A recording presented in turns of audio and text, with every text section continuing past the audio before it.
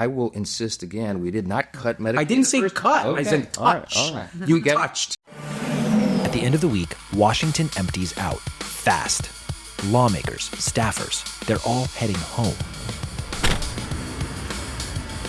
But not before they stop here.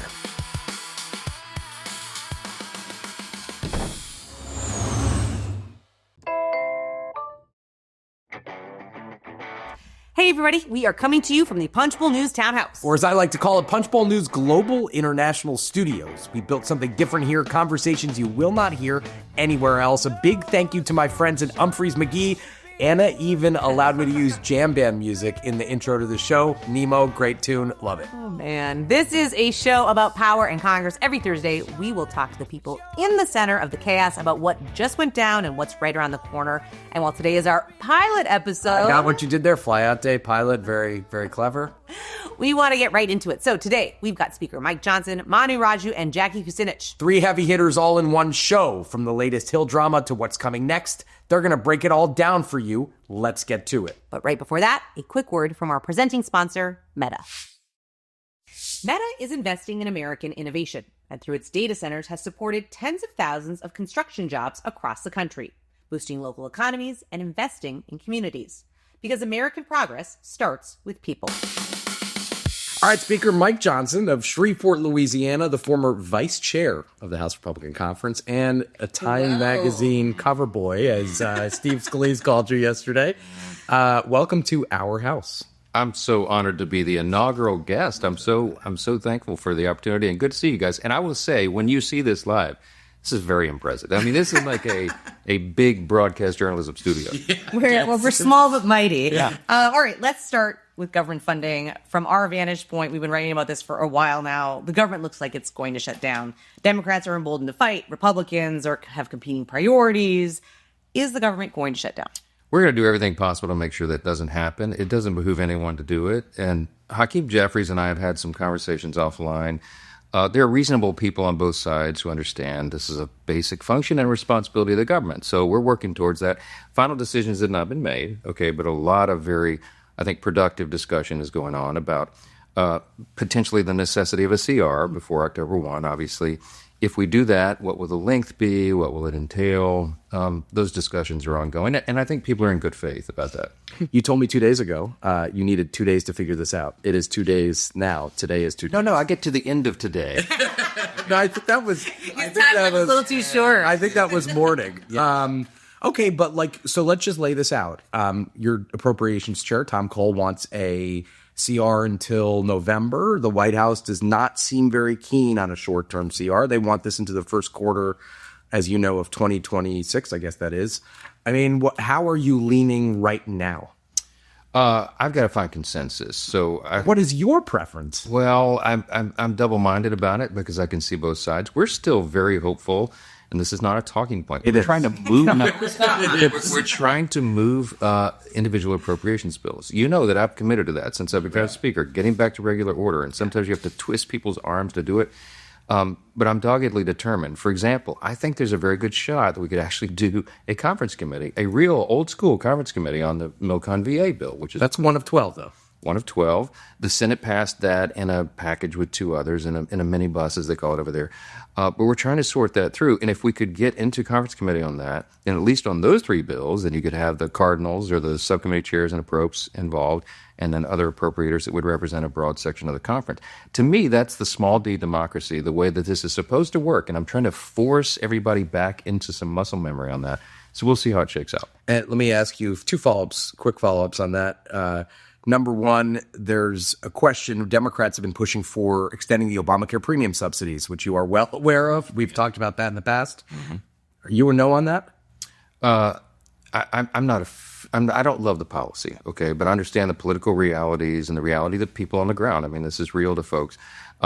Y'all noted, I think, in Punchbowl this morning that I had a long meeting yesterday with RG2, or kind of moderate caucus. And it's a big concern to them, as it is to many people. So we've got to sort through and find consensus on that as well. Lots of opinions and ideas about it. I don't think the policy is great. I don't think we should be subsidizing high-income earners. It was a COVID-era issue. And so that'd be a big thing for the Republican Party to continue or advance that. At the same time, we don't want anyone to be adversely affected by that. So you could see an off-ramp of some sort. Potentially. We're going to have to find a consensus, I mean, as with everything else. So I'm sure it will be part of the discussion about end-of-year funding and all the rest. So we'll see. Trump hasn't met with Hakeem Jeffries or Chuck Schumer yet. Do you see a Big Four meeting coming together? Is that necessary? I think the president will be open to it. We're always open. You know me. I mean, I call Hakeem. I talked to Chuck Schumer. I saw him briefly yesterday at a gold medal ceremony for the Harlem Hellfighters, which is a great event. But he was in and out because he was busy. Look, we're open to productive discussions about spending responsibly. We're not interested in spending more money because we, as you all know, we crossed the $37 trillion threshold in federal debt, and the American people want and demand and expect us. They gave us the majority, I think, in large part because we said we will restore fiscal sanity. So we cannot be adding more expenditures. So if they want to talk about keeping spending levels below current spending in any measure, then we're open to that. But that's got to be the starting point. All right, I want to rewind the tape a little bit. November 14th, 2023, a few weeks after you became Speaker, you said, quote, "I'm done with short-term CRs." We called it together your George H.W. moment. Read my lips. No more short-term CRs. Yeah. But we aren't done with them, right? I mean, you're talking about potentially having to be forced to pass one. Are you still in the same camp, or is it just the reality of the job and the conference that you have is kicking in? I'm still in the same camp. I hate CRs. I think most reasonable people do. It's no way to run a railroad, but there are political realities here. And what I'm trying to do, I would give you the same messaging that I gave you back then because that's my priority. But it took us a long time to get into this kind of mode where the CR is just the way of governance, and it takes a while. You all have heard my metaphor so many times. The U.S. economy, and for that matter, the U.S. Procedures in the Congress now is like an aircraft carrier. You don't turn it on a dime. So every day I'm trying to crank on that wheel to turn us back to some sort of semblance of the way things are supposed to work. So call me an idealist. I guess I am. But I think we're making some headway. And gradually, we're getting people back to that. So let's talk about Trump in Congress. Yeah. The moment Congress is in pocket rescissions, he fired Senate confirmed officials after a few weeks, freezing funding. Do you think he sees Congress as a co-equal branch? I know you and I have had some discussion on this topic in the past. Mm-hmm. What do you? A lot of people don't think it. Let's put it. Yeah, let's say that. I think he does. I have conversations with him daily, often about this topic. And, we talk about Article 1 and my insistence that we maintain that. Look, if I think he gets outside his lane, my way is I'll address it with him privately first. I'm not going to go out and have a public conflict with my own party's president. We have unified government, and we have to keep it together, moving together as a team to accomplish our objectives and serve the American people. But, I think pocket rescissions, I believe that's fully constitutional and appropriate. And by the way, so did all the government agencies until 2018 when President Trump actually started using the procedure. Some disagreement on that, let's say. Well, okay, but the facts don't lie. And they, in the early, was it 1975, this became a matter of law. And the very agencies now that are complaining about it, some of the bureaucrats, some of the same ones were in those seats in the 70s, and they said, well, this makes sense. They didn't object to the principle itself. So I think it's appropriate in certain circumstances. In the matters that have been sent over, it's not a huge amount. You're talking about less than $6 billion, which is a lot of money, but nothing like what some people feared and expected. And Russ Vought at OMB, I think, is taking a very measured approach to this, and so we have to do the same. All right, let's move on. President Trump wants a crime bill passed. What does that look like in the House? We're sorting that through. Look, it's wildly popular what he has done. You all are enjoying, as we are, the lowered crime rate in D.C. Carjackings are down 85%. I have staffers who live in the Navy Yard who were fearful to walk to their car at night. Not any longer, right? Violent crimes down 25%. Robberies down 43%, the last number I saw, just since the president brought the National Guard troops in. Mayor Bowser says, thank you so much. Here we're welcoming the ongoing indefinite end of determination of this because residents like this. I think this is the same problem in a lot of major American cities, and the polling says 81% of Americans believe that violent crime is a big problem. But what would be included in a crime bill? We're determining that. I think you have to look first at juvenile crime, which is a big part of this, and then you got to look at a lot of these policies in the big cities that have limited policing, because that's been a big part of the problem as well. We all remember the defund the police movement just a couple of years ago. the same people that were behind that are in favor of these restrictive policies that don't allow the cops to do their job. And I think that's a big problem. So we're looking at in what way we could have federal legislation that would address the root of those problems, because I think that, as demonstrated here, I think you can solve it if you just put the right resources and time and energy into it. Yeah. That's a big question. Yeah, how do you get this done? I mean, how do you get this done? And I'll add to that, Anna. And I mean, I'm a skeptic of everything. That's part of my What, project. Jake? I got it. I'm a skeptic of nearly everything. Sky is blue. No, it's turquoise or something. Reconciliation 2, 3, 4, 5, 6, 7, and 8. You still are confident you're going to get another reconciliation bill? Yeah. And what will it include? Give me one or two things. Well, when we left for the August district work period, we deputized our chairman of our committee's jurisdiction again to be brainstorming over that time period, come up with their top priorities. We will begin with some of the things that were left on the cutting room floor during the last reconciliation bill. You can rework some of those and give another shot through that. Well, I don't want to forecast Medicaid. Ooh, come on! You got the layers. We're not going to touch Medicaid in this. No, and I will insist again. We did not cut Medicaid. I didn't say cut. Okay. I said touch. All right. You touched. You get rid of fraud, waste, and abuse, and you serve and preserve the program. So, look, there's a lot of things, priorities that we still have that I think are doable. You can rework them and get them through the bird rule the next time. And then there's other ideas on the whiteboard, so to speak, right now. When I'm going to the caucuses, as I did RG2 yesterday, Republican Governance Group, I said, listen, you guys brainstorm your priorities as well. RSC, the Republican Study Committee, did that over August, so they've got a list. So we're going to compile all that, go through the same process we did before, and build consensus around that package. So I'm very optimistic about it. So Medicaid, you're going to do something on Medicaid, it sounds like. No, I'm not telling you that. No. I'm not going to forecast it because I don't want to put my thumb on the scale. I want this to be member-driven as the last one was, because that's how we got it done. That's the key. And this will be just as beautiful as the last one, probably not as big. Okay, it may not be 11 beautiful. Got it. Yeah. All right. I want to talk about Jeffrey Epstein. That was another issue that, the House was struggling with, I would say, going into the August recess, to say the least. You were dealing with an uprising over the administration's releasing of documents related to the Epstein situation. You had a resolution on the floor this week to praise the Oversight Committee's investigation. You had victims doing a press conference. 4 Republicans have signed to the discharge petition demanding the release of the Epstein files. Yes or no? Can you stop that? Well, it should be stopped because it's superfluous now. It's not necessary. The developments over August, as we knew would happen, have made that effectively a moot point. The vote last night was very important because we've endorsed the Oversight Committee. This is a truly and totally bipartisan effort to dig into the facts and release all the documents to the American public. But it's got to be done in a responsible manner. My problem with the discharge petition is that it does not do that. It does not adequately protect the innocent victim. Tom Massey doesn't agree with you on that. Tom Massey, I would love if he were sitting here right now. He did not debate me in conference yesterday because he has no facts in his side. He did debate you, but he didn't have maybe you didn't. No, he didn't debate me. He stood up for 1 minute and said, I disagree, but he had no facts, okay? I'm a lawyer. This is what I do. I used to litigate these cases. They have haphazardly drawn up the discharge petition. It does not adequately protect the innocent victims. And while we had a number of women bravely, heroically stand in front of the cameras and tell their stories, there are as many as potentially 1,000 victims of these Epstein evils. I mean, unthinkable, unspeakable crimes committed on these women. They do not want their names and identities known. And it's not just the unmasking that would be allowed. It doesn't even affirm or require DOJ and its personnel to cover those folks. So we have to do that. The other thing is, too, child sexual abuse materials. It's called CSAM. It's a legal term of art. In the discharge petition, they point to the wrong U.S. Code article, which does not include the definition, which means they don't protect against that. So you could potentially have child porn, photos of young women. Some of these women were recruited and groomed at age 13 or 14. We cannot go down that road. It does not protect whistleblowers and confidential informants, undercover law enforcement agents involved in the sex trafficking investigation. The discharge petition doesn't cover that.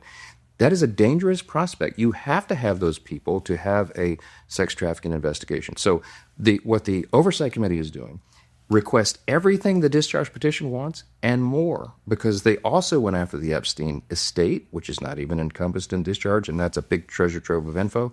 The Treasury Department's records, the bank records, all that. So this is the right way to go. You have bulldogs on both sides of the aisle in that room. I sat with them for 2.5 hours and listened to those victims' gut-wrenching testimony as it was. They're all dialed in, and you've heard them. they're motivated. So the truth is coming out, and that's what should happen. All right, we are quickly running out of time, but I want to get to a couple things. Then we have a lightning round, a new feature of our show. A new feature on a new show. Okay. Exactly. It's all new. The Z feature. We'll see. All right, but I want to talk about 2026. There's a lot of focus on the midterms and the redrawing of congressional districts that we are seeing right now. Can you honestly say you're comfortable with this redistricting and the massive redrawing of some of these districts so close to the election? I'm going to be comfortable with whatever maps are produced all across the country because I got to win either way. So, the Speaker of the House is not in charge of national redistricting strategy. I keep having to remind all my colleagues. No one asked me about this, okay? This is a battle between governors and states. Yeah, but the president pushed Texas to do this. Yes, but, Gavin Newsom said the Republicans fired the first shot. It's absolutely comical. This started with Eric Holder. They've been doing this for longer than a decade, okay? And blue states have gerrymandered Republican representation entirely. So it's both sides have some fault in this thing. Why don't you fix it then? I don't know. I mean, it's an unanswerable question, and everybody asks it rhetorically because there is no answer. You can't stop 50 states. The beauty of our system and federalism, they all get to do their own thing. So we'll see. All right, lightning round. Jake, you go first. After Punchbowl news, what is the first thing you read in the morning? The Bible, and not necessarily in that order. Okay? All right, who drops by your office unannounced the most? That's a great question. As Speaker, you're sort of shielded from it. So, I have, 3 outside offices that... Yes. People are just hanging out, ready. Yeah, but, we have members, pop in with their daily emergencies. I make a joke. It's not a joke. Half the time, I really am not Speaker of the House. I'm a mental health counselor. Yes. That's what you do in a small majority. Well, I feel like that in a company sometimes. What seat are you going to pick up that no one is watching?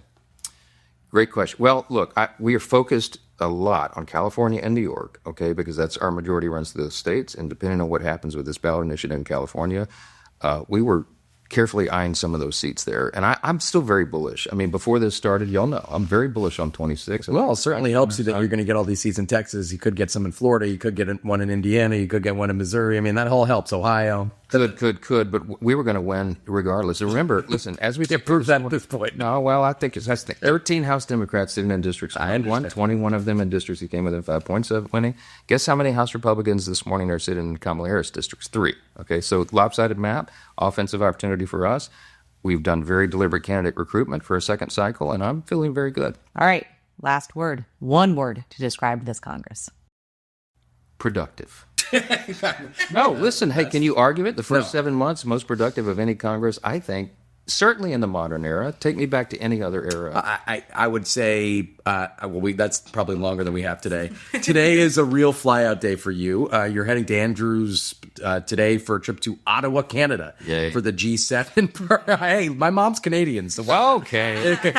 Not from Ottawa. The G7 has a lot less trust. Your G7 parliament speaker meeting in President Putin than America does. You've been for sanctions. Russia has only increased its bombing of Ukraine, as the president has noted of late since Trump met with Putin in Anchorage. Why should we believe Trump will change Putin's behavior quickly? Well, you got to give him credit for his effort. He's trying, for sure. And he has brokered peace deals around the world more than any president probably ever. He deserves the Peace Prize. But this one is a real quandary for everybody around the world. It's not just the president that's tied and fits over this. It's all of us. It's everybody. It's all these leaders that I'll see my counterparts at the G7 speakers meeting here later tonight. Everybody's trying to put maximum pressure on Putin in every way possible. Our European allies and Ukraine itself have extended a hand of peace, and we'll see. I don't trust Putin as far as we can kick him. He's a KGB operative, an evil person. He is the aggressor in Ukraine. The president, I think, is coming to grips with that reality, and I don't know how you deal with a bully other than as, force for force. So we'll see. All right. Well, thank you so much, Speaker Johnson. We appreciate you joining us for our inaugural episode. Thank you. Great to be with you. Meta is investing in American innovation, and through its data centers has supported tens of thousands of construction jobs across the country, boosting local economies and investing in communities. Meta just announced its latest data center to come online. It's in Kansas City. It's part of an overall investment of more than $1 billion in the state of Missouri and has supported more than 1,500 skilled trade workers. Because American progress starts with people. All right, welcome to the Townhouse, Manu and Jackie. We are thrilled to have you as our first reporter guests. It is hard to believe that we all started covering Congress roughly about the same time. You two have a combined 44 years covering our favorite beat. We're old. Wow. I mean, Manu has 30 of those years. Just kidding. And as I say about Anna, she just keeps turning 25 over and over again. It's amazing. That's right. I'm older and taller than Jake. So. The taller thing And that's what matters. Yeah, the taller thing has been a subject of debate for about 15 years, but we won't get into that. All right, first, I want to unpack what Speaker Johnson just shared on government funding. Jake, what was your takeaway? My takeaway was as follows. He doesn't have a plan at this point, and we're September 4th, so it's time for him to get a plan. He cracked the door open all very, very, very slightly to doing something on Obamacare premium subsidies. Here's the thing, and I feel pretty firmly about this. Just talked to Tom Cole, Appropriations Chair, about this. Dems need something. They are going to need something. It is not realistic to think that they are going to fund the government with nothing. Right? Yeah. And the question is that if Chuck Schumer can accept something, because Or does he just need to fund? I mean, Exactly. he's in a bind this time because he can't just say, well, this needs to be done. I don't like it. No one likes it. Because, good Lord, the last time, it just, the whole base just blew up. They kicked him in the teeth. Basically. Yeah, basically, over and over and over again. But it seems to me this is all headed to a clean CR. I mean, it seems like this is where... For how long? That I don't know. I mean, obviously Trump wants it as long as possible, but like that's something the Democrats won't accept. Can that even pass the House? Who knows? I mean, the speaker basically acknowledged, right? We brought up the fact that when he started in 2023, he said it was kind of his George H.W. moment, like, we will not have CRs anymore. And he basically said he doesn't like them, but like, that's the rules of the road. That's the reality. And he's trying to wean them off them, it sounds like. But in order to do that, you have to actually, be able to get your conference around something larger and something more sweeping, and he can't do that. That was his most unrealistic promise when he first came in, saying that we're not going to do CRs anymore. It's like, that's how this place has been governed. Participated in Congress? Here's what I agree with everything you guys are saying. And let's just break this down. A clean CR would be great for the conservatives seem fine with it. I mean, Andy Harris told me, chair of the Freedom Caucus, said he's cool with a clean CR. He wants his earmarks. Well, I don't think a clean CR could carry earmarks. It would be decent for Senate Republicans, although not great because they want to do something. The question is, how do you define clean? And a clean, like if it's truly like a date change, September 30th to March, whatever they choose, then that's tough to say no. Well, and there's another layer here now, which is rescissions and whether the Trump administration will spend how Congress directs, which has not been a given. And that is that. I mean, the trust has been eroding up here for years and years and years. This is another dearth of trust. And Democrats can point to that and say, why would people vote for anything? But then what are they going to include in there? Because if you do something to say, we're going to force you to spend the money, of course, Trump's not going to accept that, right? So then we get back to the same question. If and when they do some sort of clean CR, what do you do if you're a Democrat? Do you accept something that will keep the government open? It may not be everything you want. You're not going to be able to constrain Trump, but you say no and you shut the government down and you own it. That's a difficult messaging battle to win. I also think the bigger thing here, though, is for Democrats, the concern has to be they are dealing with a White House, OMB Director Russ Vought, who is basically daring them potentially to shut it down because they don't know how are they going to reopen it, right? What could Trump do? He says, hey, I actually don't think any of these agencies are even necessary. Why don't none of these workers are need to get paid? I mean, that is the problem for Chuck Schumer and Hakeem Jeffries. And that's the problem, too. Democrats, for the most part, they want the government to be open and to work. They're the party of the government, for the most part. Right. They're the anti-government party, if you want to boil it down to its bare essence here. So they're fine if it's shut down for some time, particularly for that reason. Perhaps they could allow Trump to exert his executive authority even further. It is time for That's Not Gonna Fly. It's a new segment each week where you all are going to give me one talking point or tactic that is not going to take off. Get what I did there? Yeah, that is so lame, but I like it. All right. Well, Jake loves calling out Congress for stupid stuff, and he often texts me about it, so we're going to bring it out into the open. Jackie, I want to start with you here. What did you write? So mine changed basically when I was walking over here. That's okay. Welcome to Washington. They don't ask how, they ask how. Yeah, no, exactly. So Senate Finance Democrats, ahead of Secretary Kennedy testifying, all came out and said that he should resign. Except Senator Sheldon Whitehouse did not sign his name to this statement. And he's been a really interesting person to watch when it comes to Kennedy because they have a pre-existing relationship. They were roommates at UVA. White House's folks shot me an email when I asked why he wasn't on it, saying that he didn't think he voted against him and didn't think he should be there in the first place. But there's a reason that his name was not on that statement. And, that's he's from Rhode Island. That's what friends are for. That's what friends are for. But I don't know that it's going to fly. Did I do it right? Did I do it right? Manu. Stay tuned. That was the words of Hakeem Jeffries this week. I asked him, what's taking so long to endorse Zohran Mamdani? He is the Democratic candidate in your city. The election's, 2 months away now? And no endorsement yet. You're having these meetings. What's going on? And Jeffrey's only response was stay tuned. I said, well, what's next? Like, are you meeting with them? Like, the election's coming up. Stay tuned. Stay tuned. I mean, if he wins, stay tuned for what's the relationship going to look like. Exactly. And then Chuck Schumer, the Senate Democratic leader, also from New York, his city. He was asked at a press conference this week. He wouldn't even engage on the topic about his lack of meetings with Mamdani. And I asked him too, will you endorse Mamdani? And he walked away and the press conference was over and didn't answer the question. That's not going to fly. No. There you go. Okay. Because the Democratic base is not going to accept it. So what are you going to do? Not endorse the nominee of your own party? And if you do it, Republicans are going to attack you. So make a choice. Stay tuned becomes, look over there. And also, Schumer up for re-election in just in a short period of time. Anna, I am going to go with Eleanor Holmes Norton, who at 88 years old has been the subject of a lot of speculation whether she's going to continue serving the District of Columbia, a city we are sitting in currently.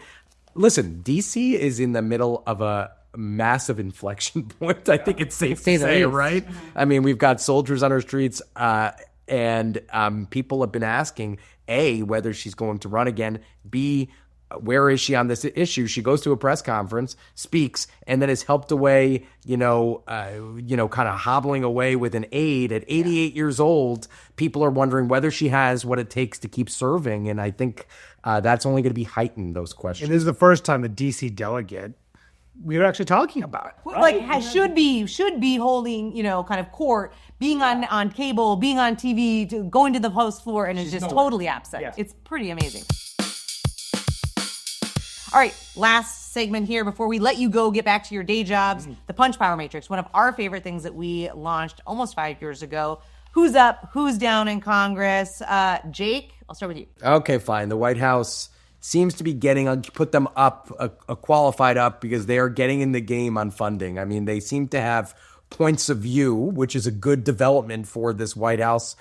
For any White House, to be honest with you, they don't want a CR into November, December. They're probably going to lose that argument, so maybe we'll put them down in a couple weeks. They want a CR into January, put them up. I will put down House Republicans, another January 6th committee, whatever you think of January 6th, and there's a lot. It was a horrible day, and the Republicans have struggled for years to discuss January 6th, for years, that they have been caught in a political pickle on January 6th, and for some reasons that are not clear to me, they are going to thrust this back into the middle of the political discussion, and I don't quite get it. Jetty. So my down kind of dovetails with what you were saying about Eleanor Holmes Norton, but I wanted to talk about Muriel Bowser and more broadly national Democrats who are using D.C. as a poster child for Trump's federalization of the police force, National Guard. Muriel Bowser's had an executive order this week that said that they were going to keep cooperating with federal law enforcement. Now, a little bit more complicated with the National Guard. I guess D.C. is suing now, but her praise, and she's in a difficult position, but her praise and her willingness to work with the Trump administration has really put those Democrats who have been saying this is bad, and she sounds very different from mayors in Chicago and Baltimore, obviously a very different situation. It's putting them in a bind, truly. All right, Manu. All right, up and down? You want them both? All right, so I would say up, I would say the Alabama delegation for successfully getting Space Command moved from Colorado to Alabama, and shows you the power of Trump being an ally of Donald Trump, being from a red state in particular, not angering Donald Trump, he showers his allies with lots of goodies like a significant move across the country. Dick Shelby's probably happy. Dick Shelby's, yes, indeed, with his big campaign war chest that he still has as well. I would say down Bill Cassidy, the senator from Louisiana, the decisive vote for RFK Jr., someone who got all these assurances from RFK Jr. about vaccines, not rolling back vaccines, ensuring people could have whatever vaccines they like. Kennedy voted yes after those assurances. And what has we've seen RFK Jr. do? One after another, walk away from those assurances. I asked Cassidy this week whether or not he has confidence in RFK Jr. and whether or not actually he regrets his support of RFK Jr. He sidestepped that question completely, saying that all I care about is child's health. I want to investigate this further. He has had a very difficult time answering questions about that key vote. He could have stopped this in committee, but he decided not to. Even though he's a medical doctor, even though vaccines are a huge part of his own personal beliefs, but he's up for re-election. He voted to convict Donald Trump in that second impeachment trial. He needs Trump to survive and is very clearly making that calculation. Jackie, who's up? So I'm gonna just maybe a little controversial, but I would say Congressman Massey this week. Yeah, Tom Massey of Kentucky. I think he's up. He's been able to. I mean, the Epstein issue has been very big, and particularly in Republican districts, there's a lot of people still talking about it. And he's been able to really keep the focus. I mean, yesterday, these press conferences, I mean, that was the biggest thing that happened all day yesterday. And he was at the center of it, and Ro Khanna, of course, but really keeping this issue in the spotlight. And your Johnson interview, he seemed annoyed. That's like the first time I think his tone really changed. He's not happy with Tom Massey. Not happy with him. But really, and for someone who's so cool, calm, collected, that was the one time there was a little bit of a shift. You could tell he's really getting under his skin. Whether his discharge petition will ultimately succead, I don't know. I think no. But, I know you. But I think I think no also. But I do think he's been able to raise his profile in a way that has I think really put him up. All right, I'm going to have the last word. Point of privilege here. I'm putting him. How about me? This is Hannah's house, okay? Come on, let's be real. All right, whatever. RFK Jr. down. It has been a tough week on Capitol Hill for him. Up. I actually think, though, the speaker's done better on this, pushing back to get those holding people on the discharge petition than I necessarily thought initially. Obviously, with the help, as in many cases, with the Trump administration also putting heavy pressure on Republicans to stay off that discharge petition. We are going to leave it there. Thanks so much, guys, for joining us. We appreciate it, and we'll let you get back to it. All right, thank you. This is fun, guys. Yeah, this is great. Congratulations. All right, this is how we are going to end the show each week. There is no one I like talking to more than John Bresnahan about what's going to happen next in D.C. I know you text us constantly. Oh, yeah, about many things. Starting at 4 a.m. We should say John Bresnahan, founder of this, co-founder of this company. And there are lots of people I'd rather be talking to than Brez, but let's kick it off for the day. He is here to close out our first inaugural show, and we are very happy to have you. You text us constantly that the government will shut down at the end of September. Why? I mean, I just think that they wasted a whole week this week, right? You know, I mean, and and we have another week. We have a recess supposedly before that, right? And they're not doing anything to avoid this. I talked to a bunch of Senate Republicans yesterday and Senate Democrats, went to the Senate Majority Leader Thune, Senate Minority Leader Schumer went to their press conferences, went to Hakeem Jeffries, House Minority Leader Hakeem Jeffries' press conference, have been watching Trump and Russ vote, OMB Director Russ vote. I mean, everyone just keeps pushing chips into the middle of the table still. And like this just has a feeling like I'm not sure they do it on October 1st. I'm not sure there's an October 1st shutdown. But I could see very easily them blundering into a shutdown in November. So short term, then they do it. I mean, but everybody is so different pages and on what they want and what they need politically that I think that maybe they just kind of blunder into a shutdown. Yeah, but I mean, I agree. And this with is you. I know you feel. Yeah, I feel the same as you, and I usually am more pro they're going to shut down than you. So we should very. add that. I'm context. always like they're never. You're kind of trigger happy on I'm shutdown. always they're never going to shut down, guy, Right. because I think this is And it's going to put Dems in a weird position. They have never been in the position where they are the ones who Schumer did it one time for a little bit, but it's like, yes, I want to save for like government, a night, so right? don't stop me from Right. shooting it. Yeah, right. I mean, Stop it's me a from little killing the awkward. us. It is. But okay, so let's talk about sleeper issues. We wrote this morning about the Obamacare subsidies. Mike Johnson talked about it, as you've just seen. The Democrats need to get something. I think. Listen, the subsidy thing is the most natural thing to do. A year-long break on these premium subsidies for Obamacare that were put in place during COVID. That's why To save vulnerable Republicans, they should. It's like Jen Kiggins and Veladeo. But Democrats want Well, it. they should call this bill "Help Me Get Reelected." Bill. Like every bill is, but that one in particular, Yes. it was like it's a 1-year extension just past the midterms. Listen, I think the Democrats are winning on some issues right now. They haven't been that they are. They're winning on inflation. They're winning on the rising cost of living. They're winning on Trump's was coming. He got elected on one thing mainly. For as much as all the cultural issues and the MAGA stuff, he really was to deal with the economy, and he has hurt himself on the economy. The tariff issue has hurt him. He hasn't done anything really to help on inflation. He did pass the one big beautiful bill, which now they're rebranding. which now they're rebranding exactly because they lost the message war on that already. Right. And so they keep pushing on government spending, and Russ Vogt really wants a showdown with Congress over government funding. But what do you always say, Brez? If you get into a shutdown, How do you you get need out to of it? get out. How do you Figure out get how out? to That's get the out. problem with Schumer. That's the problem. It's the What is the problem- win for Schumer? And What it's is the problem win for Trump because he Yes. is a person who they don't know what they're going to do. Democrats Well, but can't. see, but Trump shut down the government himself when he was And he president. screwed it up. And but also Trump now has learned from that. I think they could minimize the fallout. They could make federal workers come to work. We talked about this in March. This is one of the issues in March, that he could make everybody come to work. And, so it's shut down, but nothing changes. Brez, I will say he is volatile, as we all know. He's unpredictable. Maybe not volatile is the right word, but unpredictable is the right word. And you don't know what he's going to do during a shutdown. And that's the danger for Democrats. For sure. Like if you're presented with a clean CR or you're presented with a shutdown, I don't know that they can. I mean, listen, we talked about this also in March. The clean CR,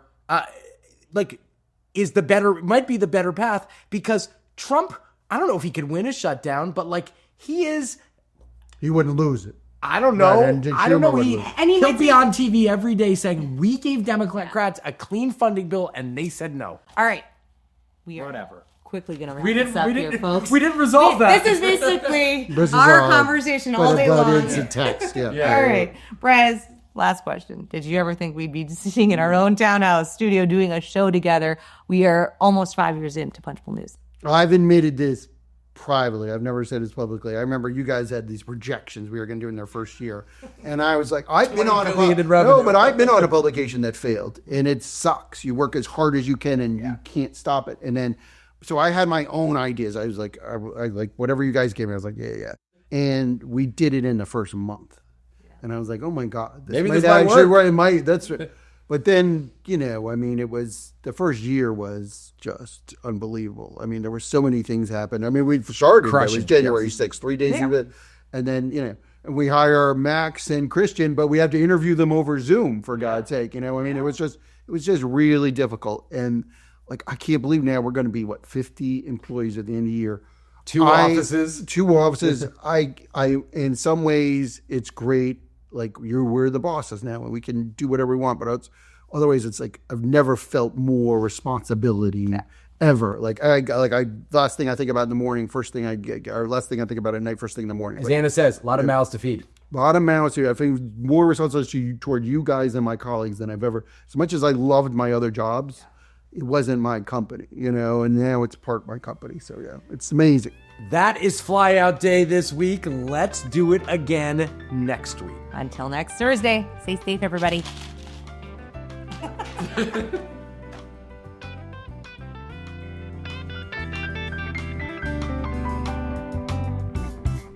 There's only